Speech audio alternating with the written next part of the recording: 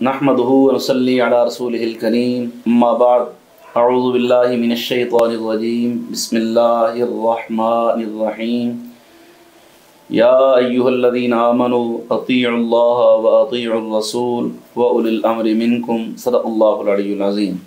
नाज़रीन कराम, अल्हम्दुलिल्लाह दोस्तों के भरपूर इसरार पर आज हम एक मरतबा फिर पीर तरीक़त रहबर शरीयत सफ़ीर तसव्वुफ़ फ़ाज़िल जलील आलम नबील हज़रत क़िबला साहिबज़ादा अलहाज डॉक्टर पीर मोहम्मद अरशद शाह नक़ीबी साहब दामत बरकातुहुमुल आलिया आपकी खिदमत आलिया में हाज़िर हैं।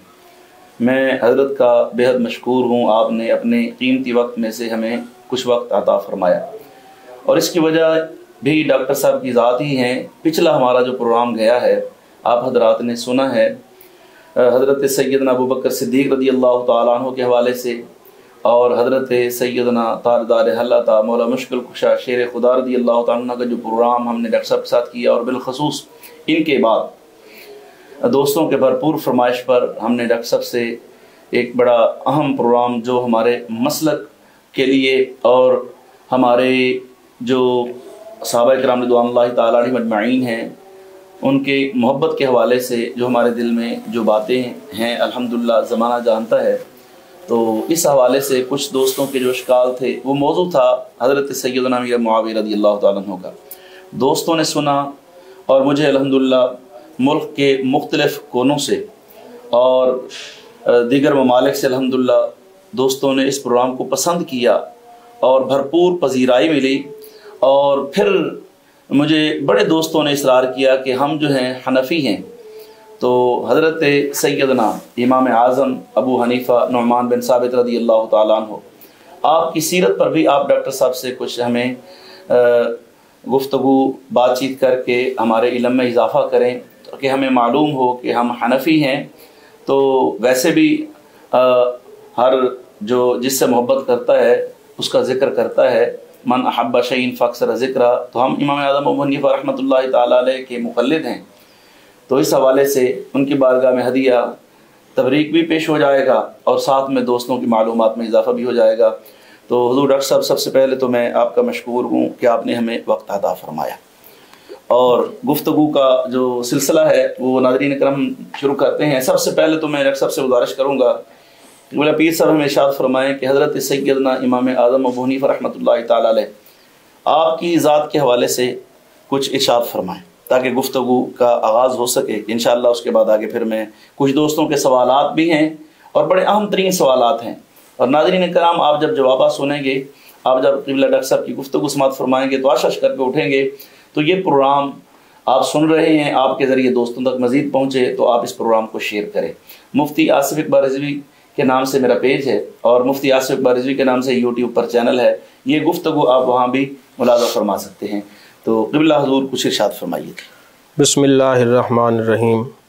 सबसे पहले तो मैं आपका मशकूर हूँ कि आपने हज़रत इमाम आज़म अबू हनीफ़ा रहमतुल्लाह अलैह के हवाले से एक कोशिश फरमाई कि जिस तरह हम तरीक़त में हज़रत गौस सकलैन हज़रत शेख अब्दुल क़ादिर जिलानी रज़ी अल्लाह तआला अन्हु को याद रखते हैं, तो शरीयत में जिस तरह हम मुक़ल्लिद हैं हज़रत इमाम आज़म अबू हनीफ़ा रहमतुल्लाह अलैह के, तो हमें उनको भी याद रखना चाहिए, उनकी खिदमात को और उनकी सीरत को याद रखना चाहिए जी। तो अल्लाह तबारक व तआला आपकी मसाई दीनिया को कबूल फरमाए और कदम कदम पर हिफाजत फरमाए और यूं ही दीन मतीन का काम आपसे लेता रहे, आमीन सुम्मा।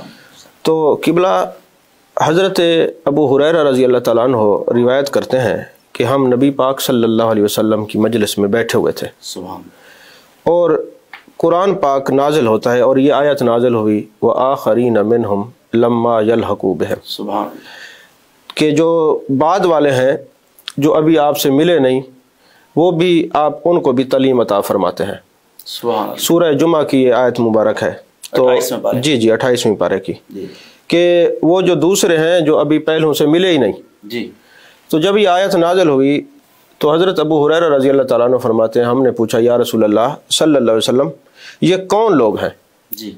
आपसे हमने 3 बार सवाल किया, आपने पहली बार भी खामोशी फरमाई, दूसरी बार भी, तीसरी बार जब पूछा तो मेरे आका अलैहिस्सलातु वस्सलाम साथ ही हज़रत सलमान फ़ारसी رضی اللہ تعالیٰ عنہ تشریف فرماتے ہیں، میرے آقا نے ان پر ہاتھ رکھا سبحان اللہ، اور فرمایا لو کان الایمان عند ثریا لتناولہ رجال من ہؤلاء، سبحان اللہ، اور دوسری روایت ہے کہ او راجل من ہؤلاء، جی فرماتے ہیں کہ اگر ایمان ثریا پر ہوتا تو اسے ان لوگوں میں سے کچھ لوگ پا لیتے، یا فرمایا ایک فرد پا لیتا۔ جی یہ بخاری شریف کتاب و تفسیر سورہ جمعہ کی تفسیر کے اندر یہ حدیث پاک ہے۔ سبحان اللہ، تو فرماتے ہیں کہ یہ بخاری میں بھی ہے، مسلم شریف میں بھی ہے، اور مسند احمد میں یہ حدیث پاک ہے۔ جی تو حضرت ابو ہریرہ رضی اللہ تعالیٰ عنہ فرماتے ہیں میرے آقا علیہ السلام نے حضرت سلمان فارسی پر ہاتھ رکھا جی اور فرمایا ان کی نسل سے اور ان کے قبیلہ سے، ان کی خاندان سے، جو بھی آپ معنی لے لیں، ثریا ستاروں تک بھی جانا پڑا، یعنی بلندی علم تک، جی جی، تو یہ لوگ پہنچیں گے۔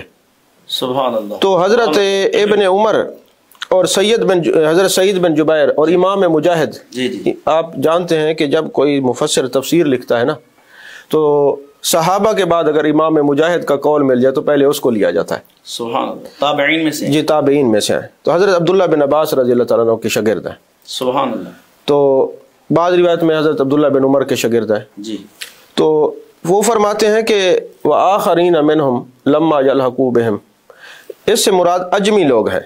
صحیح، تو آپ یہ غور فرمائیں کہ جو چاروں ائمہ ہیں نا، ان میں سے جو اجمی ہے وہ صرف حضرت امام اعظم ابو حنیفہ ہیں۔ سبحان اللہ، یعنی جو مجتہد ائمہ کرام، مثلا امام شافعی، جی امام مالک اور امام احمد بن حنبل، یہ تینوں عربی ہیں۔ جی عربی ہیں، کیونکہ حضرت امام اعظم ابو حنیفہ جی یہ اجمی ہے، یہ اجمی ہے۔ جی حضرت امام مالک جو ہیں قبیلہ بنو اصبہی سے ہیں، صحیح، اور یہ عربی ہیں، اور مدینے میں پیدا ہوئے، اور مدینے میں آپ کا وصال ہوا، مدنی بھی ہیں۔ ٹھیک ہے، اسی طرح امام شافعی جو ہے قبیلہ قریشی سے ہیں، یہ بھی عربی ہیں۔ عربی ہیں، اسی طرح امام احمد بن حنبل جو ہیں وہ قبیلہ بنو شیبان سے ہیں، یہ بھی عربی ہیں۔ سبحان اللہ، اجمی صرف حضرت امام اعظم امام ابو حنیفہ رحمۃ اللہ علیہ ہیں۔ سبحان اللہ، اور حضرت امام جلال الدین سیوطی، جی۔ آپ جانتے ہیں حضرت امام جلال الدین سیوطی وہ ہیں جن کو جاگتے ہوئے میرے آقا علیہ الصلوۃ والسلام کی زیارت نصیب ہوئی، سبحان اللہ، اور مفسر بننے کے لیے اور قرآن کی تفسیر پڑھنے کے لیے سب کو جلالین شریفین پڑھنی پڑتی ہے، سبحان اللہ، اور پوری قرآن کی تفسیر پڑھنے کے لیے دور منصور پڑھنی پڑتی ہے۔ جی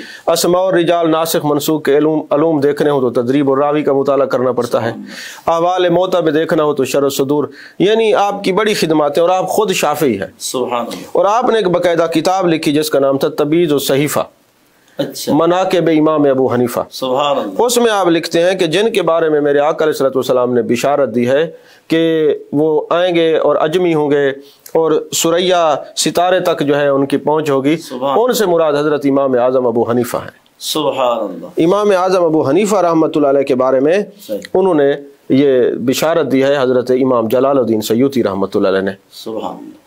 ناظرین کرام، یہ تو بڑی خوبصورت تشریح ڈاکٹر صاحب نے فرمائی کہ حضرت امام اعظم ابو حنیفہ رحمۃ اللہ تعالی علیہ وہ خوش نصیب ہستیوں میں سے ایک ہستی ہیں جن کا ذکر زبان مصطفیٰ کریم علیہ الصلوۃ والسلام پر جاری ہوا، اور حضور علیہ الصلوۃ والسلام نے فرمایا کہ وہ شخص جو ہے وہ عند الثریا، کہ وہاں بھی اگر علم ہو تو وہاں بھی حاصل کر لے گا۔ اچھا، یہاں ایک اور سوال بنتا ہے کہ یہاں سرکار علیہ السلام نے عند الثریا یعنی ستارے فرمایا، یہ ستارے کیوں فرمایا؟ مطلب اصل میں ستارے بلندی پر ہوتے ہیں، جی، اس سے ایک جو مراد ہے وہ علم کی بلندی ہے۔ سبحان اللہ، علم کی بلندیوں کو چھونے والا شخص امام اعظم ابو حنیفہ ہے۔ اور دوسری بات یہ ہے، میرے آقا علیہ الصلوۃ والسلام فرماتے ہیں جیسے اصحابی کا نجوم، جی میرے صحابہ ستاروں کی مانند ہیں۔ جی جی، اس میں ایک یہ بھی بشارت تھی، گویا یہ میرے صحابہ کا شاگرد بنے گا، سبحان اللہ، سبحان اس لیے میرے آقا علیہ الصلوۃ والسلام نے یہ فرمایا۔ اور کیونکہ صحابہ ستارے ہیں، جی، اور صحابہ کے بارے میں اللہ نے قرآن پاک میں فرمایا اولئک هم المؤمنون حقا، سبحان اللہ، اولئک هم خیر البریہ، صحیح، اولئک هم الراشدون۔ سبحان اللہ، تو یہ ہدایت والے ہیں اور ہدایت دینے والے ہیں، سبحان اور یہ ستارے ہیں۔ تو یہ ثریا پر بعض محدثین نے یہی قول پیش کیا ہے، چونکہ صحابہ سے علم حاصل کرے گا، اس لیے محبوب علیہ الصلوۃ والسلام کی نگاہ ناز دیکھتی تھی، اس لیے آپ نے یہ ثریا ستارے، ثریا کا معنی ہوتا ہے مجموعہ، ستاروں کا مجموعہ۔ سبحان اللہ، تو اسی طرح امام اعظم کی جو بات ہے وہ میرے آقا علیہ الصلوۃ والسلام نے جو بشارت دی بالکل صحیح ثابت ہوئی۔ حضرت امام اعظم ابو حنیفہ نے 8 صحابہ کے شاگرد ہیں، سبحان اللہ، اور حضرت امام اعظم ابو حنیفہ نے 80 صحابہ کا زمانہ پایا ہے۔ سبحان اللہ. اور آپ نے میرے آقا علیہ الصلوۃ والسلام کے 23 صحابہ کی زیارت کی ہے.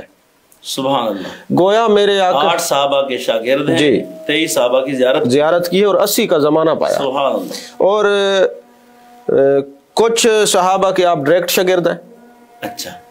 اور کچھ جو ہے صحابہ کے ایک واسطے سے بھی شاگرد ہیں. صحیح. جیسے آپ کے دادا ہیں. جی جی. جب آپ کے والد حضرت ثابت کی پیدائش ہوئی تو آپ کے دادا حضرت علی کرم اللہ وجہ الکریم کے خادم تھے. صحیح. شاگرد تھے، آپ کی صحبت میں بیٹھنے والے تھے. تو آپ کے والد امام اعظم کے والد ثابت رحمۃ اللہ علیہ کو لے کے گئے تو حضرت علی پاک نے کرم اللہ وجہ الکریم نے آپ کے والد کو کھٹی لگائی. سبحان. سینے سے لگایا اور پیار فرمایا. سبحان اللہ. گویا باب العلم کا فیضان بھی ہے حضرت امام اعظم ابو حنیفہ رحمۃ اللہ علیہ پر. سبحان اللہ. سبحان. اسی طرح جناب والا اگر آپ ان کی فقہ کی سند دیکھیں تو حضرت امام اعظم کے جو استاد ہیں ان کا نام حضرت حماد ہے. جی. ان کے جو استاد ہیں وہ حضرت ابراہیم نقی ہیں. ان کے جو استاد ہیں عبد الرحمن القمہ ہیں. ان کے جو استاد ہیں حضرت عبداللہ بن مسعود رضی اللہ تعالیٰ عنہ ہیں. اور ان کے استاد میرے آقا کریم صلی اللہ علیہ وسلم ہیں.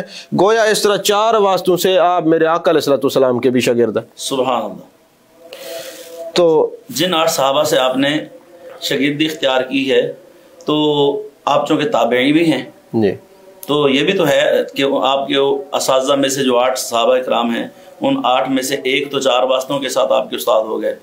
تو ایک مطلب ہے کہ ڈائریکٹ بھی ہے. میں نے وہ عرض کیا نا کہ وہ جو اصحابی ہیں جو 8 صحابہ ہیں جن سے آپ نے ڈائریکٹ پڑھا ہے. جی.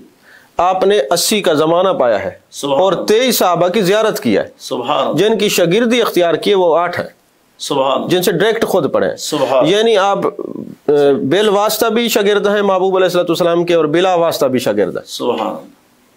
یعنی آپ عند ثریا کہنے کا مقصد یہ ہوا کہ ایک تو بلندی مراد ہے. بلندی علم جہاں مراد. بھی جتنی بھی اونچائی پر مطلب جہاں علم موجود ہوگا کوئی دینے والا ہوگا تو شخص جو ہے یہ وہاں سے علم حاصل کرے گا.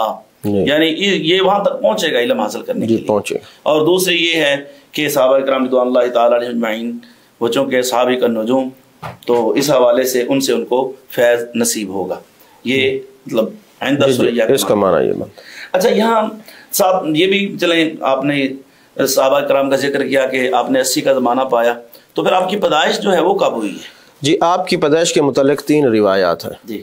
جمہور کا جو نظریہ ہے نا آپ کی پیدائش کے متعلق وہ 80 ہجری کا ہے. صحیح. آپ کے ایک شاگرد نے آپ کے لیے وہ 70 ہجری لکھا ہے. اور آپ کے پوتے حضرت اسماعیل بن حماد آپ کے بیٹے کا نام بھی حماد ہے. جی. انہوں نے جو ہے 60 ہجری لکھا ہے. صحیح. اب آپ دیکھتے ہیں نا کہ جب کوئی ممبر پہ کھڑے ہوتے ہیں خطبہ دیتے ہیں تو کتنے ہمارے ائمہ کہتے ہیں خیر القرون کرنی ثم الذین یلونہم ثم الذین یلونہم. یعنی سب سے زمانہ بہتر میرے آقا کا زمانہ ہے، پھر اس کے بعد والا صحابہ کا زمانہ ہے، پھر اس کے بعد والا تابعین کا زمانہ ہے. یہاں ایک بات یہ بھی یاد رکھیں کہ قرن 100 سال کو بھی کہتے ہیں. اچھا. میرے آقا علیہ الصلوۃ والسلام جو ہے 10 ہجری پوری، اس کے بعد 11 ہجری کی ربیع الاول میں آپ کا وصال با کمال ہوا ہے. تو اس کے بعد جو آخری صحابی ہیں حضرت ابو طفیل رضی اللہ تعالیٰ عنہ ان کا جو وصال ہے 110 ہجری میں ہوا ہے. سبحان. یعنی 100 سال ہو گئے. اور جو تابعین ہیں ان کا جو زمانہ ہے وہ 210 ہجری میں تابعین بھی دنیا سے چلے گئے تھے. اللہ اکبر. یعنی یہ جو خیر والا زمانہ ہے بہتر زمانہ ہے محبوب علیہ الصلوۃ والسلام کا، پھر صحابہ 110 ہجری، پھر 210 ہجری میں تابعین تھے، اس کے بعد تابعین نہیں ہے. جی جی. تو یہاں پر ایک بات یہ بھی سوچنی چاہیے کہ اگر 30 سال مان لیں جی یہ 80 ہجری مان لیں تو 30 سال آپ کو زمانہ صحابیت نصیب ہوا ہے. سبحان. اور اگر یہ جو ہے 40 یہ 70 ہجری مان لیں تو 40 سال ہے. اور اگر 50 یہ 60 ہجری مان لیں تو 50 سال ہے. گویا نصف صدی آپ کو صحابہ کا زمانہ ملا ہے. یعنی خیر کے زمانے میں آپ 60 یہ نصف صدی 50 سال تک جو ہے نہ رہے ہیں. سبحان اللہ. اور اگر آپ نے یہ دیکھنا ہو تو آپ تبیض و صحیفہ اٹھائیں. جی. اس میں یہ باتیں لکھی ہوئی ہیں جو میں آپ کی عمر مبارک کے حوالے سے اور یہ صحابیت کا زمانہ پانے کے لیے تابعیت کا زمانہ پانے کے لیے جامع المسانید کے اندر ہے. عقود الجمان امام یوسف بن صالح جو امام جلال الدین سیوطی کے شاگرد ہیں انہوں نے لکھا ہے، مسند امام اعظم میں ہے، کتاب الاثار کے اندر ہے، اسی طرح جناب والا مناقب مکی میں ہے، امام موفق نے لکھا ہے، مناقب کردری کے اندر ہے۔ یہ ساری آپ کتابیں اٹھا لیں تو اس میں یہی بات لکھی ہوئی ہے کہ یا تو آپ کو 30 سال یا 40 سال یا 50 سال کا یہ زمانہ نصیب ہو، یہ نصف صدی آپ صحابہ کا زمانہ آپ نے پایا ہے۔ سبحان اللہ۔ اب یہاں ایک اور حدیث پاک بھی ڈاکٹر صاحب میرے ذہن میں آ گئی کہ نبی عالم صلی اللہ علیہ وآلہ وبارک وسلم نے ارشاد فرمایا صلو کما رأیتمونی یصلی، کہ تم نماز پڑھو جیسا کہ تم مجھے دیکھ رہے ہو، مجھے دیکھو اور نماز پڑھو۔ اس کا مطلب یہ ہوا کہ امام اعظم ابو حنیفہ رحمۃ اللہ تعالی علیہ آپ نے صحابہ کرام کا زمانہ پایا، 8 نہیں ہے 10 نہیں ہے 80 صحابہ کرام کا زمانہ پایا، 8 سے آپ پڑھے ہیں، تو اس کا مطلب یہ ہوا کہ یہ مسئلہ تو حل ہو گیا پھر۔ قبلہ ہم خوش قسمت ہیں، ہم وہ نماز پڑھتے ہیں جو امام اعظم نے ہمیں بتائی ہے رحمۃ اللہ علیہ نے، سبحان اللہ، اور امام اعظم نے صحابہ کو دیکھا ہے، سبحان اللہ۔ ظاہر سی بات ہے جن کے آپ شاگرد تھے ان سے ملاقات ہوئی، اور یہ جتنی آپ حدیث پاک اٹھائیں نا اس میں یہ ہے کہ آپ حضرت انس بن مالک سے آپ کی ملاقات ہوئی، تو جب آپ تشریف لے کے فرماتے وہ نماز ہی پڑھ رہے تھے، جاتے ہی آپ نے ان کو نماز پڑھتے ہوئے دیکھا ہے۔ سبحان اللہ۔ تو حضرت امام اعظم ابو حنیفہ رحمۃ اللہ علیہ نے صحابہ کو دیکھا نماز پڑھتے ہوئے، اور صحابہ نے میرے آقا کریم صلی اللہ علیہ وسلم کو دیکھا۔ تو یہ جو بخاری کی حدیث ہے سلو کما رأیتمونی اصلی، اس کا صحیح مصداق تو ہم لوگ ہیں۔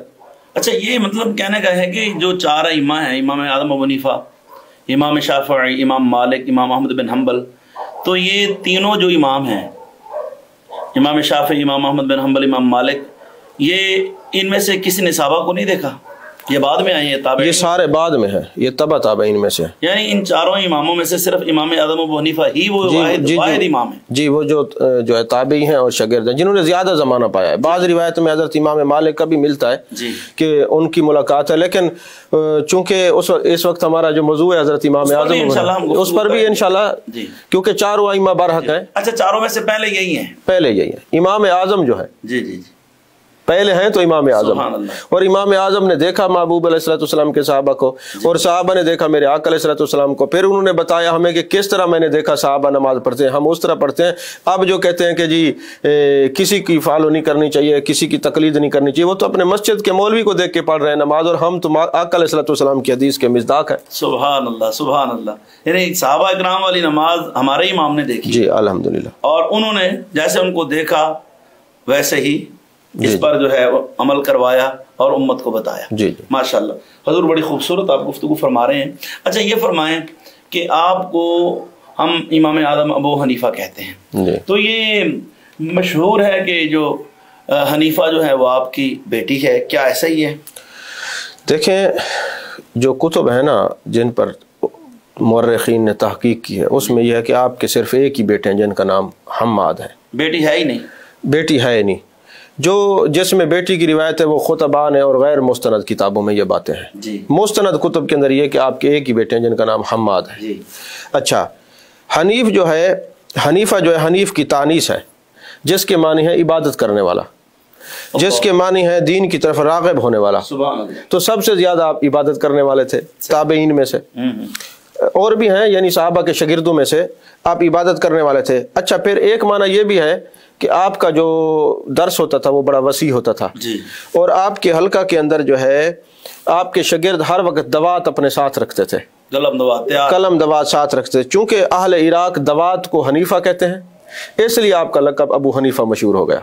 یعنی آپ واحد و عالم ہیں، جب گفتگو فرماتے ہیں تو ایسی قیمتی ترین گفتگو ہوتی ہے کہ لوگ سمجھتے ہیں ضائع نہ ہو، تو ہر وقت قلم دوات کاغذ اپنے پاس رکھتے ہیں، فوراً لکھنا شروع کرتے ہیں۔ جی، آپ خود بھی دوات اپنے پاس رکھتے تھے، لکھتے تھے۔ ابو کا معنی صرف باپ نہیں ہوتا، ابو کا معنی والا بھی ہوتا ہے، جیسے ابو ہریرہ بلیوں والا، صحیح صحیح صحیح، ابو تراب، سبحان اللہ۔ اسی طرح جو ہے آپ ابو حنیفہ ہیں۔ اور ایک بات میں آپ کو بتاؤں، جیسے ہمارے علماء بڑے خوش ہوں گے کہ حضرت شاہ عبدالحق محدث دہلوی رحمۃ اللہ نے ایک خوبصورت بات لکھی، ان کی کتاب ہے فقہ و تصوف، اس کے صفحہ نمبر 225 پہ وہ لکھتے ہیں، فرماتے ہیں کہ بعض علماء نے بیان کیا ہے کہ امام اعظم ابو حنیفہ کا ذکر تورات میں بھی ہے، اور کعب بن احبار رضی اللہ تعالیٰ عنہ سے روایت ہے کہ اللہ تعالیٰ نے جو تورات حضرت موسیٰ علیہ السلام پر نازل فرمائی، اس میں ہمیں یہ بات ملتی ہے کہ اللہ تعالیٰ نے فرمایا کہ محمد الرسول اللہ صلی اللہ علیہ وسلم کی امت میں ایک نور ہوگا جس کی کنیت ابو حنیفہ ہوگی، امام اعظم کے لقب سراج الامہ سے تائید ہوگی۔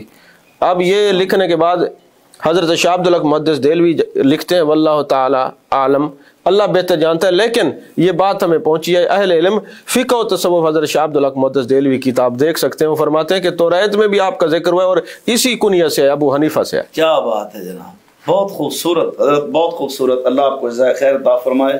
سبحان اللہ، کیا خوبصورت آپ نے آج تو ہمیں، یہ تو میں نے بھی کہیں یہ روایت نہیں پڑھی تھی، یہ حقیقت ہے۔ ناظرین کرام، بڑی قیمتی ترین گفتگو ہے، آپ احباب دوستوں تک پہنچائیں، اس پروگرام کو شیئر کریں، اور الحمدللہ تاکہ ہم حنفی ہیں تو ہمارا حق بنتا ہے ہم اپنے امام کی گفتگو سن کر جو ہے اس کو دوسروں لوگوں تک پہنچائیں۔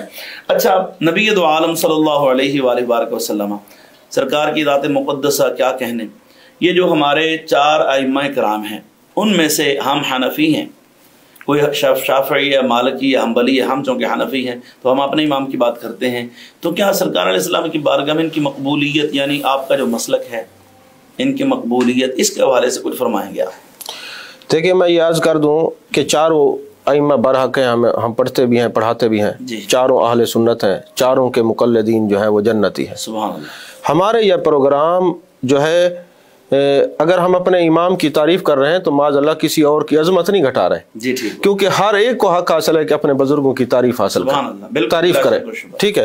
تو ہمارے امام، سارے امام برحق ہیں، لیکن حضرت امام اعظم امام ابو حنیفہ رحمۃ اللہ علیہ چونکہ امام اعظم ہے، باقی جو ہے سارے ان کے شاگرد ہیں، اچھا، سب سے بڑے امام یہی ہیں ائمہ اربعہ میں، جی۔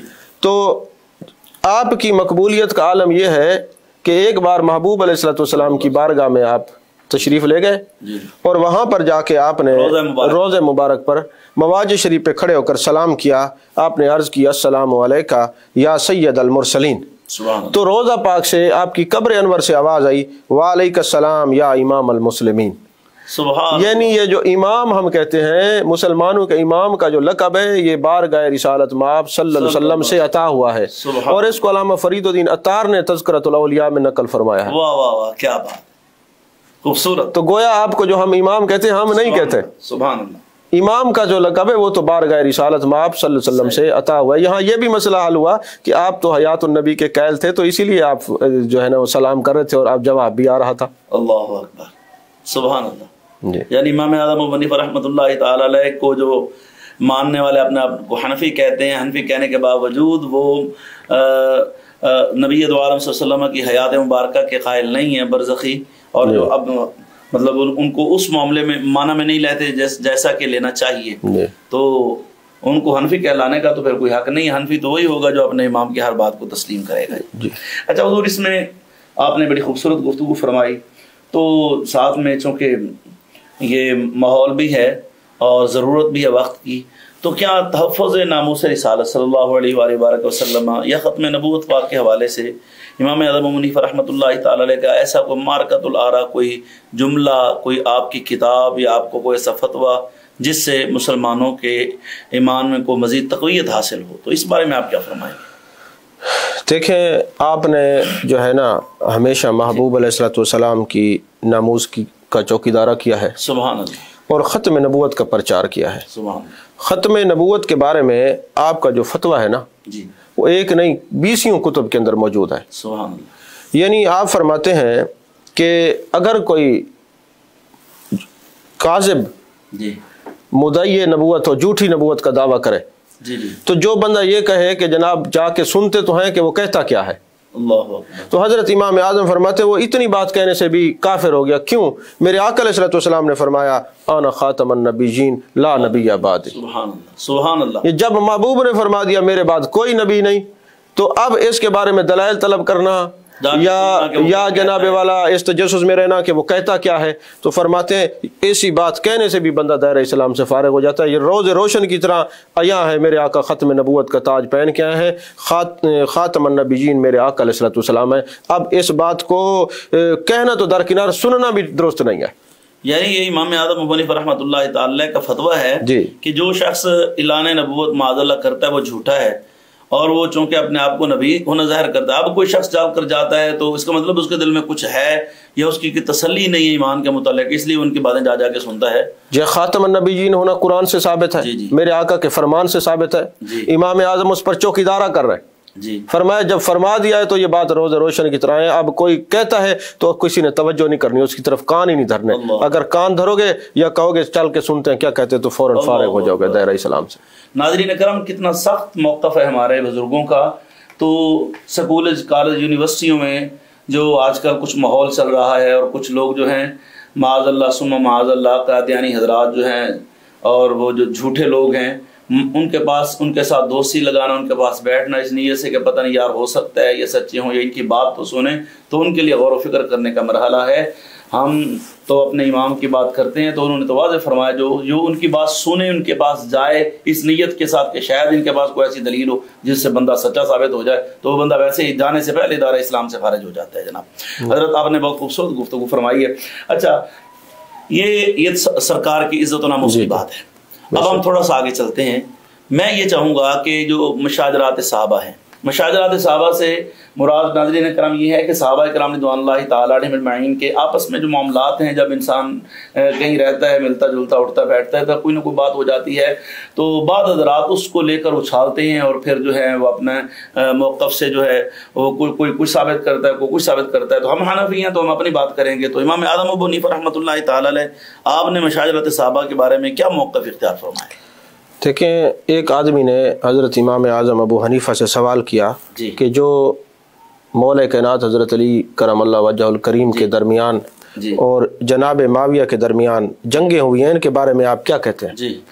تو امام صاحب نے فرمایا کہ قیامت کے روز جن باتوں کا مجھ سے سوال ہوگا, مجھ سے پوچھا جائے گا, مجھے ان کا ڈر لگا رہتا ہے. ایسے واقعات خدا تعالیٰ نہ مجھ سے پوچھے گا, نہ مجھے ان کو ڈسکس کرنے کی ضرورت ہے, لہٰذا ان باتوں پر تمہیں بھی توجہ نہیں کرنی چاہیے, تم خاموشی اختیار کرو, تم کون ہوتے اس پر بحث کرنے والے. یہ امام اعظم نے فرمایا. اچھا, آپ کا تقوی طہارت یہ دیکھیں, صحابہ تو سبحان اللہ ان کی تو عظمتیں اور شانیں ہماری زبان اور عقل سے وراء الورا ہیں. آپ سے کسی نے آپ کے استادوں کے بارے میں پوچھا کہ علقمہ اور اسود کے بارے میں آپ کیا کہتے ہیں؟ فرماتے ہیں میرا تو یہ خیال ہے, میری تو یہ حیثیت ہے کہ میں دونوں کا احترام کروں اور دونوں کے لیے دعا کروں.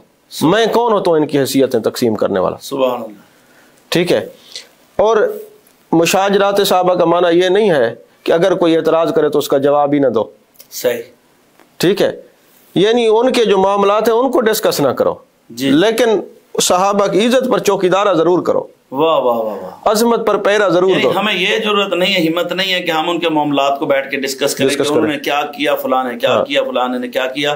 لیکن اگر کوئی شخص کسی صحابی پر اعتراض کرے تو اس کا مطلب یہ نہیں ہے کہ وہ مشاجرہ صحابہ کے میں پڑھو ہی نہیں, چپ رہو, بلکہ صحابہ کرام چونکہ سرکار کے غلام ہیں تو ان کا دفاع کرنا بھی ضروری ہے. جی, ان کی عزت و عظمت کا دفاع کرنا چاہیے.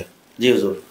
یعنی کہ صحابہ کرام رضوان اللہ تعالیٰ علیہ اجمعین کے جو معاملات ہیں ان میں پڑھنا نہیں چاہیے, لیکن اگر کوئی کسی وجہ سے کسی صحابی کو غلط ثابت کرنے کی کوشش کرے یا کسی صحابی کے بارے میں کوئی طعن کرے یا زبان درازی کرے تو پھر اہل علم پر واجب ہے کہ وہ اپنے علم کا اظہار کر کے اس صحابی کے دفاع کریں کہ ان کو اللہ پاک نے حضور علیہ السلام کی صحبت کے لیے پسند فرما لیا ہے اور ان کو رضی اللہ عنہ ورضوا عنہ وکلا وعد اللہ الحسنى, اور اللہ پاک نے ان سے جنت کا وعدہ فرما لیا ہے. ناظرین کرام, یہ بڑی خوبصورت گفتگو آپ نے سماعت فرمائی. ابھی سلسلہ جاری ہے. قبل اس کے کہ میں ڈاکٹر صاحب سے اگلا سوال کروں, آپ حضرات جو ہے ہمارے اس پروگرام کو لائک کریں, آگے اس کو پیج کو لائک کر کے آگے شیئر بھی فرمائیں. اللہ آپ کو جزائے خیر دے. ڈاکٹر صاحب, آپ نے یہ تو فرما دیا کہ حضرت امام اعظم ابو حنیفہ رحمۃ اللہ تعالی علیہ کا فتویٰ ہے کہ مشاجرات صحابہ میں نہیں پڑھنا چاہیے, اور یہی ہمارے بزرگوں کا طریقہ ہے. لیکن صحابہ کرام کے جو معاملات ہوئے ہیں, تو کیا اگر کسی نے کسی صحابی کے بارے میں کوئی بات کی تو کیا پھر ہمارے امام اس پر چپ رہے ہیں یا آپ نے کچھ کا دفاع فرمایا؟ دیکھیں, میں عرض کر رہا ہوں کہ مشاجرات کا معنی یہ ہوتا ہے کہ جو صحابہ کے معاملات ہیں ان کو ڈسکس نہ کیا جائے. جی. لیکن اگر کوئی صحابہ پر طعن کرے یا صحابہ کی عزت اور عظمت پر اعتراض کرے نا, پھر اس کا دفاع کرنا یہ بھی ہمارے بزرگوں کا طریقہ ہے. خود حضرت امام اعظم ابو حنیفہ رحمۃ اللہ علیہ کے پاس ایک شخص آیا, رافضی تھا. اس نے کہا جناب, وہ عقیدہ یہ رکھتا تھا کہ معاذ اللہ معاذ اللہ معاذ اللہ حضرت عثمان غنی نہ جنتی ہیں نہ معاذ اللہ مسلمان ہیں. وہ جب آپ کے پاس آیا نا تو ایک دن آپ کے ساتھ باتیں کرنے لگا اور باتوں میں کہنے لگا حضرت آپ امام اعظم ہیں. جس طرح علماء اور بزرگوں کو لوگ کہتے ہیں جی ہمارے بچے جوان ہیں دعا کریں, یا کوئی آپ کے نظر میں رشتہ ہو تو رشتہ کروا دیں. آپ اس آدمی کو جانتے تھے کہ یہ حضرت عثمان غنی رضی اللہ تعالیٰ عنہ کے بارے میں بغض رکھتا ہے. اس نے جب یہ کہا کہ میری بیٹی ہے اور اس کے رشتے کے حوالے سے میں آپ سے عرض کر رہا ہوں کوئی کہیں رشتہ ہو, تو آپ نے فرمایا ہاں رشتے تو ہیں, رشتوں کی کمی نہیں ہے. ایک لڑکا ہے جو بڑا اچھا خاصا کھانے پینے والے گھر کا ہے اور بڑا امیر ہے, زمیندار ہے, لیکن ایک مسئلہ ہے کہ نہ وہ مسلمان ہے. تو اب آپ بتائیں, باقی ساری چیزیں مسلمان نہیں ہے, مالدار بھی ہے, دولت بھی ہے, جی سب کچھ ہے, وہ مسلمان نہیں ہے. اس نے کہا جناب آپ اتنے بڑے امام ہو کر مجھ سے مذاق کرتے ہیں, اور آپ نے جناب والا جو مسلمان ہی نہیں ہے تو میں اس کے ساتھ کافر سے اپنی بیٹی کا رشتہ کیسے کروں. آپ نے فرمایا پھر تجھے شرم نہیں آتی کہ تو اپنی بیٹی کا رشتہ کافر سے نہیں کر سکتا. اور امام الانبیاء نے 2 بیٹیاں یکے بعد دیگرے حضرت عثمان ذو النورین کو عطا فرمائی. تو آپ تو ایمان اور اسلام کے اعلیٰ درجے پر تھے. وہ رافضی یہ سن کر توبہ طیب ہوا. اللہ اکبر, اللہ اکبر. اور اسی طرح ایک اور بندہ آیا جو بہت بڑا مناظر تھا رافضیوں کا, غالباً طاق اس کا نام تھا. اس نے آ کے سوال کیا, اس نے کہا یہ بتائیں حضرت ابو بکر صدیق زیادہ طاقتور ہیں یا حضرت علی کرم اللہ وجہ الکریم زیادہ طاقتور ہیں؟ آپ نے فرمایا کہ تمہارے نزدیک تو تم جانتے ہو, میں یہ سمجھتا ہوں کہ ہمارے نزدیک حضرت علی پاک زیادہ طاقتور ہیں اور تمہارے نزدیک حضرت ابوبکر صدیق زیادہ طاقتور ہیں. وہ کہنے لگا نہیں, یہ تو آپ نے الٹ بات کر دی. اللہ اکبر. آپ نے فرمایا بھائی میں نے جو کہا اس پر میں دلیل دیتا ہوں نا. مسئلہ یہ ہے کہ ہمارے نزدیک حضرت علی اس لیے زیادہ طاقتور تھے کہ وہ جانتے تھے کہ خلافت کا حق حضرت ابوبکر صدیق کا ہے, تو انہوں نے شرح صدر کے ساتھ اس کو قبول کیا. سبحان اللہ. اور تمہارے نزدیک حضرت ابوبکر صدیق اس لیے زیادہ طاقتور ہیں کہ حضرت علی جو ہے باب العلم ہونے کے باوجود, اتنا جری ہونے کے باوجود اپنا حق حضرت ابوبکر صدیق سے لے نہیں سکے. اللہ اکبر. اب وہ لاجواب ہو گیا اور سٹ پٹا گیا اور آپ کی محفل چھوڑ کے بھاگ گیا. گویا حضرت امام اعظم ابو حنیفہ رحمۃ اللہ علیہ نے اپنے مقلدین کو یہ بتایا ہے کہ صحابہ کے باہمی معاملات کے اندر پڑھنا نہیں ہے, اپنی آخرت برباد نہیں کرنی, لیکن عزت صحابہ کی جب بات ہے تو پھر خاموش نہیں رہنا, پھر تحفظ ضرور کرنا ہے. سبحان اللہ, سبحان اللہ, بہت خوبصورت حضرت. اچھا حضور, ہم امام اعظم ابو حنیفہ رحمۃ اللہ تعالی علیہ کے بڑے خوبصورت واقعات ہیں. آپ بڑے ذہین تھے, تو اس حوالے سے کوئی آپ کی ذہانت کے حوالے سے کچھ ارشاد فرمائیں. ماشاءاللہ. دیکھیں قبلہ, آپ کی ذہانت پر اگر ہم کئی پروگرام بھی کرنا چاہیں تو کر سکتے ہیں. سحر امام اعظم جو ہوئے, امام اعظم ہے, آپ کو بحیثیت مفسر دیکھیں, محقق دیکھیں, مبلغ دیکھیں, آپ کو مفتی دیکھیں, فقیہ دیکھیں, آپ کے اتنے شان اور عظمتیں ہیں کہ ان کے لیے تو شاید ہم ساری زندگی لگا دیں تو پوری نہیں ہو سکے گی. تو بس 2-3 باتیں عرض کرتا ہوں مختصراً. ایک شخص نے اپنی بیوی کو کہا کہ جب تک تم اپنی صورت کو قرآن سے اچھی صورت ثابت نہیں کرو گے میری طرف سے 3 طلاق ہے. اپنی صورت, اپنی شکل و صورت, اپنی شکل و صورت کو, جو ظاہری صورت ہے, تیرا جسم ہے, اپنی شکل کو جب تک تو قرآن پاک میں کسی صورت سے اچھی صورت ثابت نہیں کرے گی تو میری طرف سے تجھے 3 طلاق ہیں. اب وہ بڑی پریشان ہوئی, بڑے علماء کے پاس گئی. بعد میں وہ بھی پریشان تو ہوا ہوگا. جی بعد میں وہ بھی پریشان ہوا. مطلب ہے کہ باتوں سے پرہیز کرنا چاہیے. جی پرہیز کرنا چاہیے. آج کل جیسے رواج ہے, لوگ طلاق دے دیتے پھر بھاگتے ہیں, جی مفتی صاحب بتائیں کوئی طریقہ ہے. تو یہ پھر 3 دے کے کہتے ہیں ایک ہی, پھر ان کے پاس جاتے ہیں جو کہتے ہیں ایک ہی. ہاں پھر وہ عجیب ایک جو ہے نا وہ ساری زندگی پریشان ہی رہتے ہیں. جی اب وہ جناب والا اس نے کہا جی اپنی صورت کو قرآن کی کسی صورت سے اچھا ہونا ثابت کرو ورنہ 3 طلاق ہے. جی.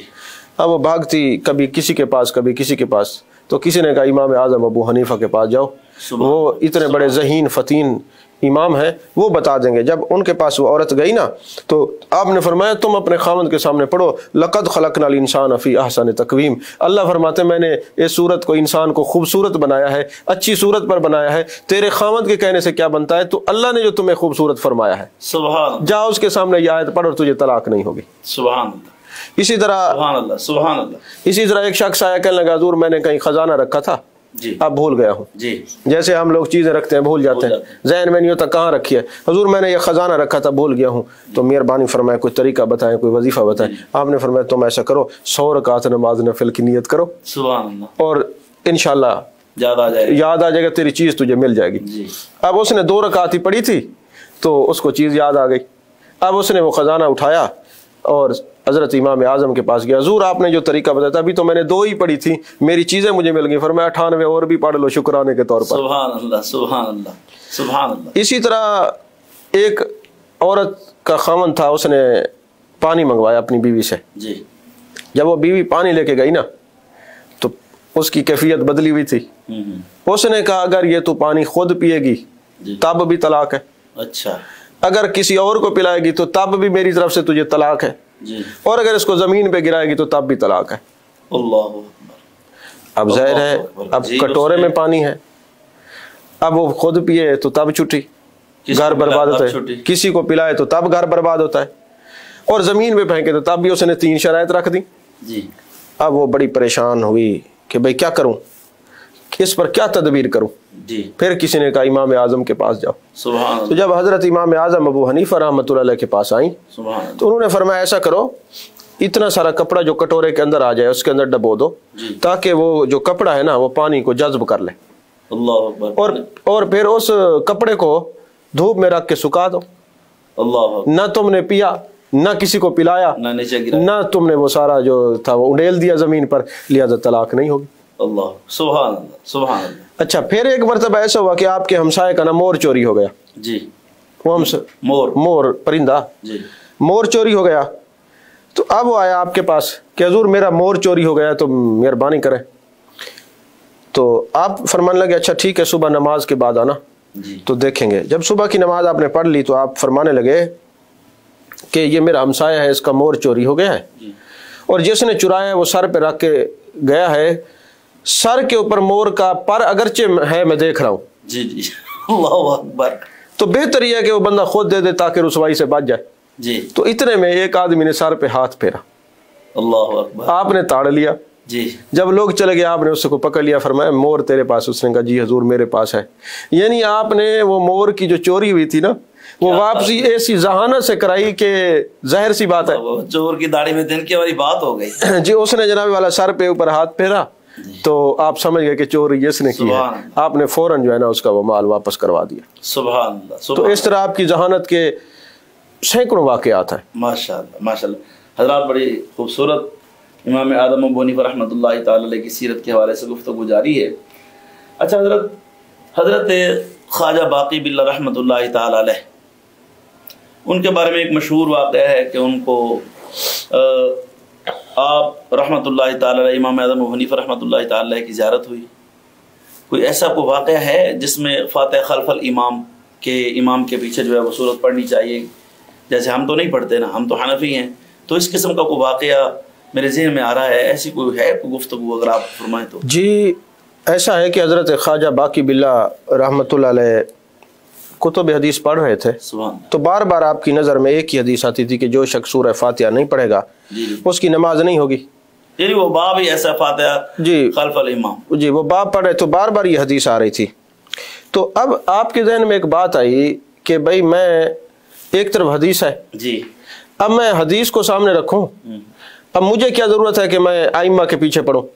صحیح، ذہن میں ایک بات ہے، انسان ہے نا، اور ویسے یہ بات ذہن میں رکھیں کہ وساوس جب تک زبان پہ نہ ہے نا اس پہ ایک شرعی گرفت نہیں ہوتی۔ بالکل ایسا ہی، ٹھیک ہے، یعنی دل و دماغ میں رہیں، جب تک زبان سے ادا نہیں ہوگا گرفت نہیں ہوگا، گرفت نہیں ہوگی اور گناہ گار بھی نہیں ہوگا۔ جی جی۔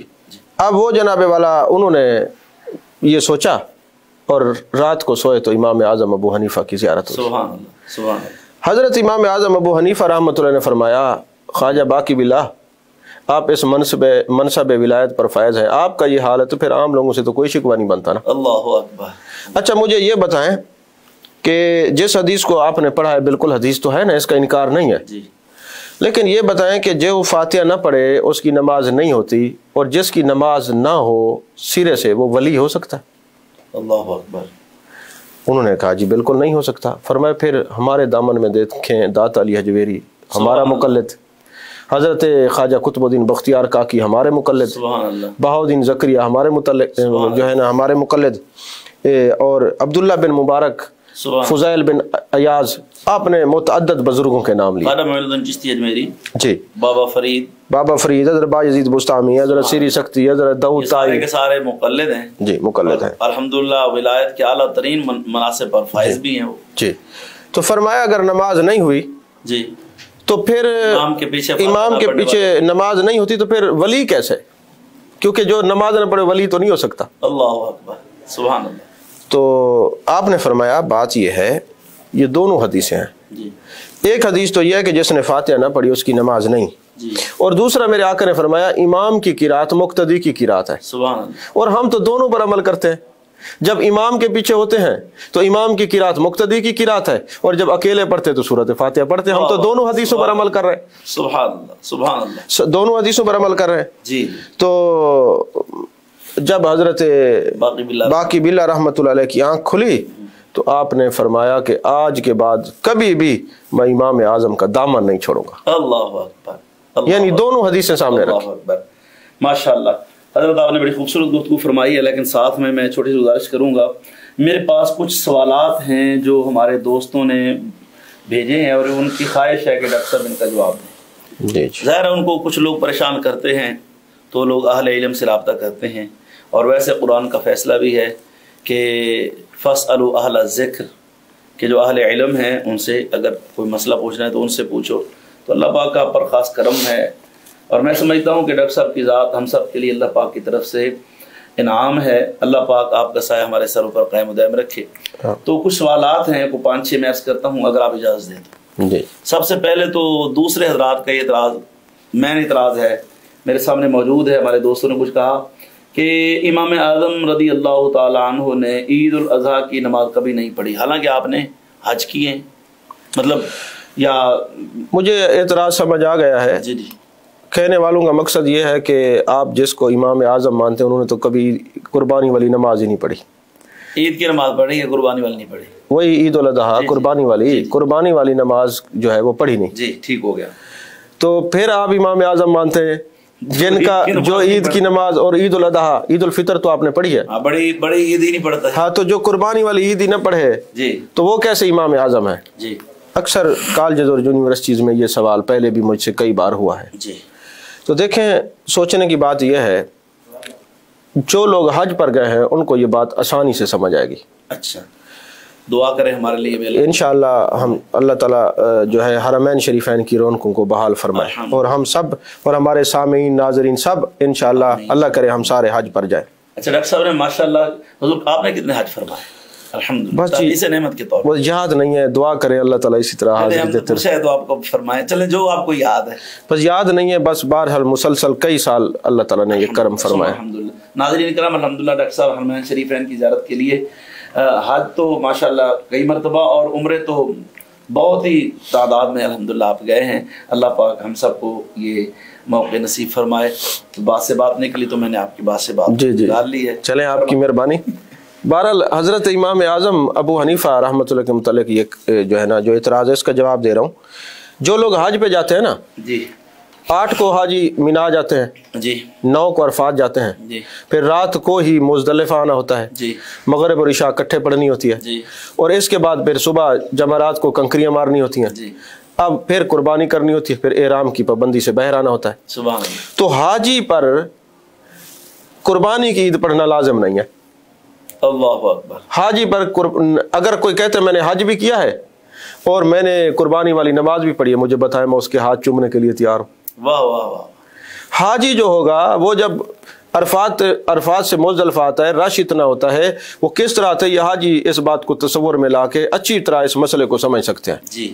اور حضرت امام اعظم ابو حنیفہ رحمۃ اللہ علیہ کی جو عمر مبارک ہے وہ جمہور کے نزدیک 70 سال ہے، اور 70 سال میں آپ نے پہلا حج کیا ہے 16 سال کی عمر میں، جی، بلوغت کے بعد آپ نے پہلا حج کیا، اور مسلسل آپ نے 55 حج کیے ہیں، اور درمیان میں کوئی حج فوت ہی نہیں ہوا۔ تو جب آپ نے مسلسل 55 حج کیے ہیں تو جب حاجی پر عید الاضحیٰ پڑھنا لازم نہیں ہے، وہ قربانی کی نماز نہیں پڑھ سکتا، تو پھر آپ کیسے نماز پڑھتے؟ نماز یہ قربانی والی نہ پڑھیں، کیوں؟ اس لیے کہ آپ نے 55 حج کیے ہیں، پھر بھی امام اعظم ہے۔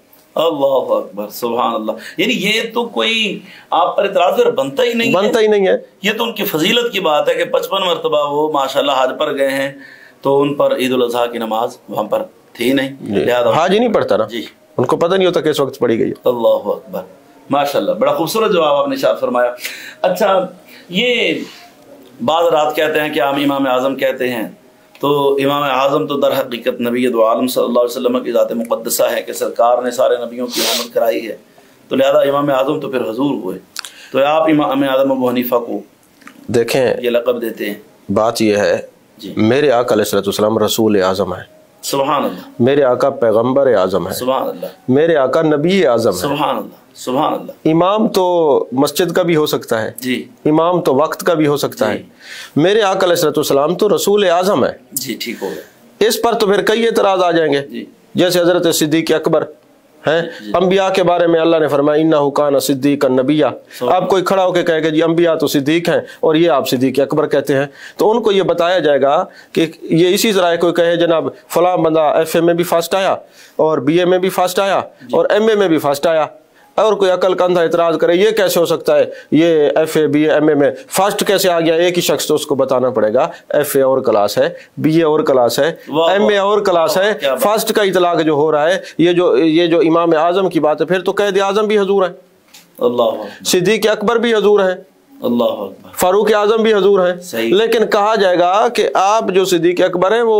انبیاء کی جماعت میں ہیں، سبحان اللہ، آپ جو امام الانبیاء ہیں، آپ جو رسول اعظم ہیں، پیغمبر اعظم ہیں، آپ انبیاء کی جماعت میں ہیں، جی جی ایک کیٹیگری اس میں جی، اور انبیاء کی جماعت میں آپ اعظم ہیں، اور یہ جو ہیں یہ جس طرح آپ کہیں گے جی قائد اعظم، تو آپ کہیں گے جناب یہ جو بڑے صغیر جتنے بھی قید تھے نا اس میں جو بڑے تھے وہ قائد اعظم محمد علی جناح تھا، ہاں جی سیاسی طور پر، تو یہ کہا جائے گا کہ سیاسی طور پہ جیسے یہ ہے نا، تو ان کو یہ کہا جائے گا کہ جو صحابہ کے شاگرد ہیں ان میں سے جو امام تھے وہ امام اعظم ابو حنیفہ تھے۔ واہ اللہ اکبر، خوبصورت۔ اور پھر میں یہ بھی عرض کر دوں کہ آپ کو امام اعظم صرف ہم نہیں کہتے، اعتراض کرنے والوں کے جو علماء وہ بھی کہتے ہیں، اسی طرح تاریخ اہل حدیث میں ابراہیم سیال کوٹی نے امام اعظم لکھا ہے، اچھا نواب صدیق حسن بھوپالی نے امام اعظم لکھا ہے، اسی طرح جناب والا علامہ وحید الزمان حیدرآبادی نے آپ کو لکھا ہے، ایسے آگے چلے جائیں حضرت ابن حجر مکی رحمۃ اللہ علیہ نے امام اعظم کہا ہے،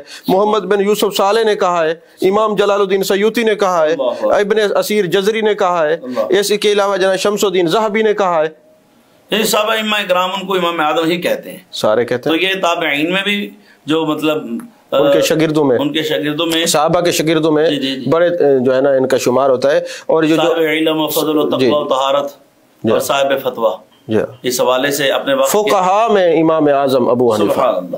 اچھا یہ ہم کہتے ہیں کہ تقلید واجب ہے، اگر تقلید واجب ہے تو ہم تو مقلد ہوئے امام اعظم ابو حنیفہ کے، حضور داتا علی حجویری پاک رحمۃ اللہ تعالی علیہ یا خواجہ معین الدین چشتی میری پاک ہوں یا اور اولیاء کاملین ہیں یا مشایخ عظام مفسر محدث، یہ تو ہو گئی امام اعظم کے مقلد۔ جب ہم پر تقلید واجب ہے تو کیا امام اعظم پر تقلید واجب نہیں ہے؟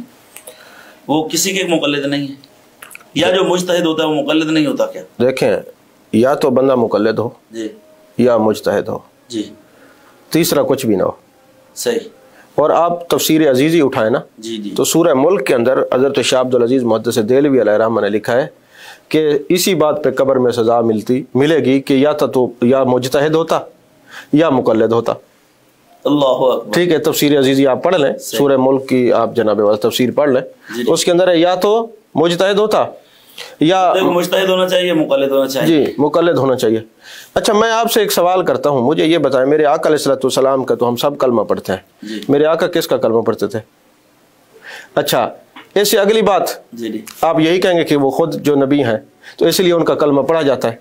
چلیں اگر یہ بات نہ بھی سمجھ آئے، کوئی کہے جی مشکل ہے، با جماعت نماز ہم سارے پڑھتے ہیں نا؟ پڑھتے ہیں۔ اچھا جو ہم مقتدی ہوتے ہیں ہم تو با جماعت ہوئے، امام کیسے با جماعت ہوا؟ وہ کس کے پیچھے پڑھ رہا ہے؟ وہ تو آگے کھڑا ہوا ہے، تو آپ کہیں گے نا وہ امام ہے نا؟ جی وہ امام ہے، تو اس لیے اس کی تقلید ہوگی، جی تو ہوگا وہ بھی با جماعت، صحیح۔ تو لہٰذا اسی طرح امام اعظم جو خود امام ہے، مجتہد ہیں، مجتہد مطلق ہیں، ساری شرائط اجتہاد کے ان کے اندر پائی جاتی ہیں، لہٰذا یا تو مقلد ہو یا مجتہد ہو، جو خود مجتہد ہو وہ کس کی تقلید کرے گا؟ وہ کس کا مقلد نہیں ہوگا، وہ کسی کا مقلد۔ سبحان اللہ۔ تو وہ لوگ جو کسی کے مقلد نہیں ہیں تو پھر ان کو مجتہد ہونا چاہیے، اور مجتہد تو کوئی اب ہو نہیں سکتا، اس کی شرائط ہونی چاہیے نا پوری، اس کی شرائط پوری نہیں ہے، تو لہذا اور اب کسی کی تقلید ہوگی بھی نہیں، چونکہ وہ جو چار جس درجے پر فائز تھے اور ان کو جو زمانہ ملا ہے چاروں ائمہ کرام کو، شافعی، حنبلی، مالکی جو ہیں، جو ہمارے سب مطلب ہم سب کا احترام کرتے ہیں، تو جو ان کو زمانہ اور جو تقوی و طہارت اس درجے کا اس زمانے میں تھا، اب تو اللہ ماشاء اللہ ایسا نصیب ہو، تو پھر ان حضرات کو سوچنا چاہیے کہ بھائی آپ مجتہد تو نہیں بن سکتے، کم از کم مقلد تو بن جائیں. تو اگر آپ مقلد بن جائیں گے تو جنت میں جائیں گے. جنت میں تو آپ نے بھی حوالہ دیا تفسیر عزیزی کا. دیکھیں نا، ابھی آپ جیسے گفتگو میں فرما رہے تھے نا، سلو کما رأیتمونی اصلی، آپ کے پاس کوئی بھی آ جائے جو مقلد نہیں ہے، ان سے پوچھا آپ کس کو دیکھ کے نماز پڑھتے، جبکہ بخاری شریف میں یہ حدیث موجود ہے. سبحان اللہ. تو وہ کہیں گے ہم نے مولوی صاحب کو دیکھا ہے. تو تم نے مولوی صاحب کو دیکھ کے نماز پڑھی، آپ کو وہ نماز مبارک کو ہم نے تو امام اعظم نے ہمیں فرمایا کہ میں نے صحابہ کو دیکھا اور صحابہ نے حضور کو دیکھا ہے. کیا بات ہے، کیا خوبصورت آپ نے ماشاءاللہ زبردست قسم کا یہ پوائنٹ آؤٹ کیا. اللہ آپ کو جزائے خیر دے. اچھا، یہ پھر یہاں ایک اور سوال بھی ہوتا ہے، بھئی امام کتنے ہیں؟ 4 ہیں. امام احمد بن حنبل، امام شافعی، امام مالک، امام اعظم ابو حنیفہ. تو بھئی مجھ پر یہ امام اعظم ابو حنیفہ کی تقلید کیوں واجب ہے؟ میں پھر 4 کا کیوں نہیں بن جاتا امام، مقلد کیوں نہیں بن جاتا؟ بھئی ٹھیک ہے 4 کے مقلد بندہ بن جائے، چلو 4 راضی بھی ہو جائیں، کبھی بندہ شافعی ہو، کبھی حنفی ہو، کبھی حنبلی ہو، کبھی مالکی ہو. اب کیا فرمائیں گے؟ دیکھیں بات یہ ہے، ایک امام اعظم ابو حنیفہ کی ہم تقلید کیوں کرتے ہیں، یہ فرمائیں جناب. دیکھیں مسئلہ یہ ہے کہ حضرت امام اعظم ابو حنیفہ جی 4 جو ائمہ ہیں وہ ائمہ ثلاثہ سے افضل ہیں، بڑے امام ہیں. ٹھیک، ایک پوائنٹ. آپ یہ کہیں کہ جب ہم یہ پڑھتے ہیں کہ 4 ائمہ برحق ہیں، 4 اہل سنت ہیں، تو پھر ہم ایک امام کو کیوں مانتے ہیں؟ اگر ہم ایک امام کو چھوڑ کے دوسری جگہ جائیں گے تو مسائل مختلف ہوں گے، پریشان ہوں گے. اس کو یوں سمجھ لیں کہ جب سارے نبی برحق ہیں تو ہم ایک نبی کو فالو کیوں کرتے ہیں؟ واہ واہ واہ، کیا بات ہے. تو آپ کہیں گے کہ جناب والا وہ جو نبی ہیں وہ تو انبیاء ہیں، لیکن ہمارے نبی کی جو دین ہے وہ ناسخ ہے، ان کا منسوخ ہے. تو میں یہ کہوں گا کہ سارے ائمہ برحق ہیں، لیکن فقہ میں جو ہمارے امام اعظم کا مذہب ہے وہ راجح ہے، دوسروں کا مرجوح ہے. واہ واہ. اور پھر بخاری شریف کے اندر یہ حدیث پاک ہے، آپ چونکہ قاری ہیں آپ جانتے ہیں کہ 7 کی رات پہ قرآن نازل ہوا ہے. تو کیا خیال ہے جو ایک کی رات کرو دوسرے اس کے مخالف ہو جائیں گے، وہ کہیں گے وہ گناہگار ہو گئے؟ نہیں، 7 کی 7 برحق ہے. تو جب 7 کی رات کو پڑھنے سے کوئی فرق نہیں پڑتا، پھر ایک امام کی تقلید سے کیا فرق پڑتا ہے؟ یعنی کہ اگر ہم 4 کی تقلید کریں تو ہم تو خود اپنے آپ کو مشکل میں ڈال دیں گے. اس لیے تقلید ایک کی ہے. تقلید اور ہم چونکہ امام اعظم کی اس لیے تقلید کرتے ہیں کہ وہ امام اعظم ہیں اور ان کا مقام دیگر ائمہ سے افضل و اعلیٰ ہے. اور دیکھیں نا، یا ایھا الذین آمنوا اطیعوا اللہ واطیعوا الرسول واولی الامر منکم، جیسے آپ نے خطبے میں پڑھا ہے، اولی الامر منکم سے مراد جو ہے علماء اور فقہاء ہے. سبحان اللہ، سبحان اللہ. تو جو تم میں صاحب امر ہو تو پھر صاحب امر تو ایک ہی ہو سکتے ہیں، سارے صاحب امر ہو جائیں گے تو کیا ہو جائے گا؟ پریشانی ہوگی. اللہ اکبر. اچھا، یہاں قرآن پاک یا حدیث پاک میں حضرت امام اعظم ابو حنیفہ رحمۃ اللہ تعالی علیہ کی تقلید کے حوالے سے کوئی ایسی اشارہ، کوئی ایسی روایت؟ دیکھیں اگر کوئی اس کا نام تو نہیں آیا. دیکھیں کوئی بندہ یہ اعتراض کرے کہ جی امام اعظم کا تو نام نہیں ہے تو ہم اس کو پھر کیسے امام مان لیں.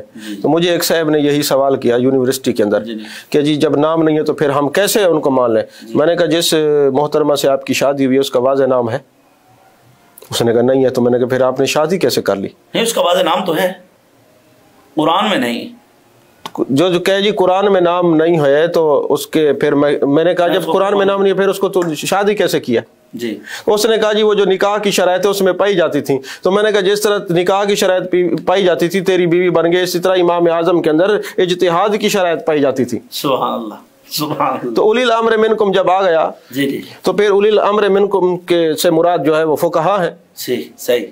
تو لہٰذا یہ جب ہر چیز کا واضح نام نہیں ہوتا، ورنہ کئی اونٹ قرآن پاک کے لدے ہوئے نظر آتے آپ کو. کیا بات ہے. یعنی بیوی سے نکاح آپ نے کیا ہے لیکن بیوی کا نام قرآن میں نہیں ہے، تو جو چیز وہ شرائط ہیں جی قرآن و حدیث میں شرائط نکاح کی، تو جس میں نکاح کی شرائط پائی جا رہی ہیں آپ اس نکاح کر سکتے ہیں. تو جس میں اجتہاد کی شرائط پائی جا رہی ہیں وہ مجتہد ہے، تو آپ اس کا نام واضح طور پر قرآن میں نام بھی ہے تو تب بھی ہم اس کو مانتے ہیں. اور اس میں یہاں ناظرین کرام ایک بڑا خوبصورت میرے دل میں آیت مبارکہ آ گئی. قرآن پاک میں صحابہ کرام رضوان اللہ تعالیٰ علیہم اجمعین کا صراحتاً نام نہیں ہے. نہ حضرت ابوبکر صدیق کا نام ہے، نہ حضرت عمر فاروق کا، نہ حضرت عثمان غنی کا، نہ مولا علی کا. ایک صحابی ہیں جن کا نام ہے قرآن پاک میں حضرت سیدنا زید. جی ٹھیک ہے، لیکن ہم سب کو مانتے ہیں اور ان کو قرآن رضی اللہ عنہ ورضوا عنہ کہہ دیا ہے. تو اس طرح امام اعظم ابو حنیفہ میں وہ اجتہاد کی تمام شرائط پائی جاتی ہیں جس کی وجہ سے وہ جن کو سب نے اپنا امام مانا ہے، سبحان اللہ، بڑے بڑے مجتہدین، بڑے بڑے علماء ہیں، سبحان اللہ۔ اچھا ڈاکٹر صاحب یہ ایک لاسٹ سوال ہے میرے پاس، آپ کا بڑا قیمتی وقت میں لے رہا ہوں۔ کسی نے مجھ سے یہ سوال کیا ہے کہ آپ ڈاکٹر صاحب سے پوچھیں گے کہ امام بخاری بہت بڑے امام ہیں اور ہماری مدارس میں ختم بخاری شریف ہوتا ہے تو ان کا بڑے فضائل فضائل کمالات بیان کیے جاتے ہیں، تو امام بخاری نے تو کسی بھی جگہ پہ امام اعظم ابو حنیفہ کا نام تک نہیں لیا بخاری شریف میں۔ دیکھیں بات یہ ہے کہ امام اعظم آپ جو ہے وہ مقدمہ شامیہ اٹھائیں جی، وہ دوسری کتب پڑھیں تو آپ کو یہ پتہ چلے گا کہ حضرت امام بخاری حضرت امام شافعی کے مقلد ہیں، تو انہوں نے کہیں امام شافعی کا نام لکھا ہے پوری بخاری شریف میں؟ کہیں بھی نہیں ہے، کہیں بھی نہیں ہے۔ اللہ تو جب امام بخاری جن کے مقلد ہیں ان کا نام نہیں لکھ رہے، جی، مسلم شریف کے اندر امام مسلم بھی شافعی وہ بھی نہیں لکھ رہے، اچھا جن لوگوں کو بخاری شریف کے اندر امام اعظم کا نام واضح لکھا ہوا نظر نہیں آتا وہ ترمذی شریف میں تو 2 مرتبہ ہے، وہ پڑھ لیں۔ امام اعظم کا جی نام جی واضح طور پہ جی 2 مرتبہ ہے، اللہ جی وہ پڑھ لیں۔ اور دوسری بات یہ ہے کہ امام بخاری نے اپنے درجے کے محدثین کو لیا ہے، سبحان اللہ، یہ تو بڑے درجے کے محدثین میں سے ہیں۔ اور ایک میں آپ کو علمی بات بتاؤں، اصطلاح حدیث میں جو اونچے درجے کی حدیث پاک ہوتی ہیں ان میں جو ہے وہ سب سے پہلے احادیات ہے، جی اس کے علاوہ ثنائیات ہے، جی اور پھر ثلاثیات ہے۔ جی بہتر ہو گیا۔ ثلاثیات وہ ہیں جن میں 3 راوی درمیان میں ہوتے ہیں آقا علیہ الصلوۃ والسلام سے۔ تو جو ثلاثیات کی حدیثیں ہیں نا جی، وہ بخاری شریف میں 22 ہے، اچھا سبحان، اور ان میں سے 21 جو سند کے لوگ ہیں رجال ہیں وہ سارے امام اعظم کے شاگرد ہیں۔ سبحان اللہ، اور اگر کوئی ان ثلاثیات 21 کو نکال دے تو امام بخاری کا جو امتیاز ہے وہ ختم ہو جائے گا، اللہ اکبر، بخاری شریف کا جو امتیاز ہے جی جی، اس کتاب کا وہ ختم ہو جائے گا، کیونکہ اس میں جو ثلاثیات ہیں وہ 22 ہیں، ان میں سے 21 ثلاثیات کے جو راویان ہیں وہ حضرت امام اعظم کے شاگرد ہیں۔ سبحان اللہ، اس بات کو سمجھیں نا، یہ اہل علم اس بات کو سمجھیں گے۔ اور یہ جی اور یہ یاد رکھیں جو ثلاثیات حدیث ہیں وہ 1126 حدیث پاک حضرت امام اعظم کو زبانی یاد تھی، 1126 جی حدیث پاک۔ اسی طرح یاد لوگ رولا ڈالتے ہیں کہ آپ کو 17 حدیثیں یاد تھی، وہ اس میں ان کو ایک یہ چکر پڑتا ہے، یہ جو احادیات ہوتے ہیں نا جی جی، جن میں ایک راوی صحابی سے پھر آگے آقا علیہ الصلوۃ والسلام سے ایک راوی کا ذکر ہوتا ہے، وہ امام اعظم کو 16-17 یاد تھی، یعنی جس میں صرف ایک راوی جی ہے ہاں اور وہ امام اعظم ہو، یہ تو پھر آپ کا خاص امتیاز ہو گیا نا، جی آپ فرد ہیں، واحد فرد فرید ہیں، سبحان اللہ، اور کوئی ہے نہیں، یعنی یہ تو آپ کی پھر خصوصیات ہوگی نا کہ اعتراض ہو گیا ان پر۔ جی ہاں یہ ثلاثیات کی جو ہے جی جی، اس میں باقی ائمہ ثلاثہ نہیں ہے، اللہ اکبر، اور یہ جو احادیات ہیں اس میں فرد فرید حضرت امام اعظم ابو حنیفہ کوئی اور نہیں ہے، سبحان اللہ، البتہ ثنائیات کے اندر جو ہے نا وہ امام مالک ہیں، جی جی، اور امام اعظم کو جو ثنائیات ہیں وہ 506 حدیثیں یاد تھیں، اللہ اکبر، اور ویسے آپ 5 لاکھ حدیثوں کے حافظ تھے۔ امام اعظم ابو حنیفہ 5 لاکھ حدیثوں کے حافظ تھے، جی سبحان اللہ، سبحان اللہ، اور یہ جو ہے نا اس بات کو بھی لوگوں کو پتہ ہونا چاہیے کہ اصطلاح حدیث میں یہ احادیات اور ثنائیات اور جو ثلاثیات کا کیا درجہ ہے، سبحان اللہ، اس کے بارے میں بھی لوگوں کو معلوم ہونا چاہیے۔ سبحان اللہ۔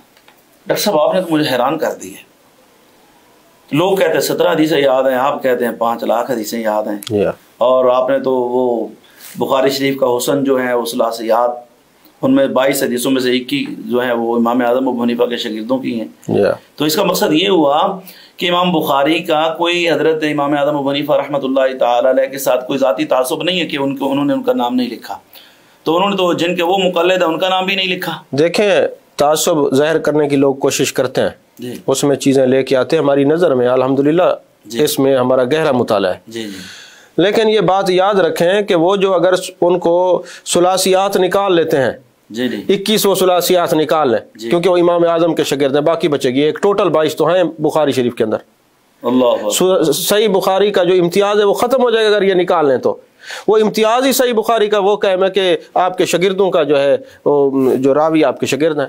اللہ اکبر، اللہ اکبر۔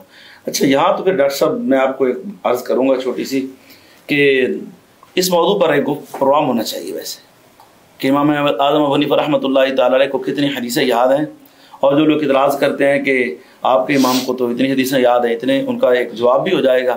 اور ناظرین کرام میں یہاں ڈاکٹر صاحب سے ایک گزارش بھی کروں گا کہ اب آپ اگر شفقت فرمائیں تو میں تو یہ سمجھوں گا کہ اب میرے لیے ضروری ہے کہ ایک تو ہم تقلید کی شرعی حیثیت، ہم مقلد ہیں، جو لوگ اعتراض کرتے ہیں کہ آپ مقلد ہیں تو اس کی شرعی حیثیت کیا ہے، تو کچھ کہتے ہیں بس ہم تو ڈائریکٹ حضور علیہ الصلوۃ والسلام تک ہی پہنچ جاتے ہیں، وہ اور سرکار کی بارگاہ میں وہ کہتے ہیں ہمیں تو تقلید کی ضرورت ہی نہیں ہے۔ بالکل تقلید پر ہونا چاہیے پروگرام، تقلید کی شرعی حیثیت۔ اور دوسرا اگر ان کو 5 لاکھ حدیثیں یاد ہے تو میں تو پھر کہوں گا کہ یہ ہمارے امام جو ہیں ان کو امام الائمہ فی الحدیث کہنا چاہیے۔ تو یہ آپ امام الائمہ فی الحدیث ہیں، آپ تمام محدثین کے استاد ہیں، سیاستہ کے بھی جو ہے آپ اساتذہ میں ہوتے ہیں، اور ائمہ ثلاثہ کے بھی آپ اساتذہ میں ہیں۔ تو اس پر پھر حضرت یہ تو 2 یا 3 پروگرام بنتے ہیں اس میں، تو ہونے چاہیے۔ تو آپ اس میں کوئی ہمیں ٹائم عطا فرمائیں۔ اب دیکھیں نا، لوگوں کو یہ تو غور کرنا چاہیے نا کہ حضرت امام بخاری کا جو سن ولادت ہے وہ 194 ہجری ہے، اور امام اعظم 150 ہجری میں آپ کا وصال ہو رہا ہے، جو نصف صدی کے بعد پیدا ہو رہے ہیں۔ اب لوگ تقابل کیسے کر رہے ہیں پہلے والوں سے؟ یا تو لوگوں کو پتہ نہیں ہے، اتنا گہرا مطالعہ نہیں رکھتے کہ ہم امام بخاری رحمت اللہ علیہ کو مقابلہ کروا رہے ہیں امام اعظم سے، اور ان کو یہ نہیں پتا، اچھا کئی لوگوں کو یہ بھی نہیں پتا کہ امام اعظم پہلے تھے کہ امام بخاری پہلے تھے۔ واہ واہ، ٹھیک۔ امام اعظم تو تابعی ہیں اور صحابہ کے شاگرد ہیں، آپ نے زیارتیں کی ہیں، آپ نے ملاقاتیں کی ہیں۔ سبحان اللہ، سبحان اللہ۔ حضرت بڑی خوبصورت گفتگو آپ نے ارشاد فرمائی، اللہ آپ کو جزائے خیر دے۔ میں بہت جلد انشاءاللہ آپ کو پھر زحمت دوں گا کہ ہمارے یہ جو 2 موضوع ہیں، تقلید کی شرعی حیثیت اور امام اعظم کا حدیث میں آپ کا مقام کیا ہے، اس پر انشاءاللہ ناظرین کرام ہم ڈاکٹر صاحب سے وقت لے کر حاضر ہوتے ہیں۔ آپ اب نے بڑی محبت سے سنا، انشاءاللہ یہ پروگرام آپ کو میرے یوٹیوب چینل مفتی آصف رضوی پر بھی مل جائے گا، اور سنیت کی حقیقت الحمدللہ آپ حضرات تک ہم پہنچا رہے ہیں، اور ہمارا مقصد بھی یہی ہے۔ تو آپ محبت سے یہ پروگرام سن لیا آپ نے، آگے اس کو شیئر کریں، دوست تک پہنچائیں۔ انشاءاللہ جلد حاضر ہوتے ہیں۔ اللہ ہم سب کا حامی و ناصر ہو۔ السلام علیکم ورحمۃ اللہ وبرکاتہ۔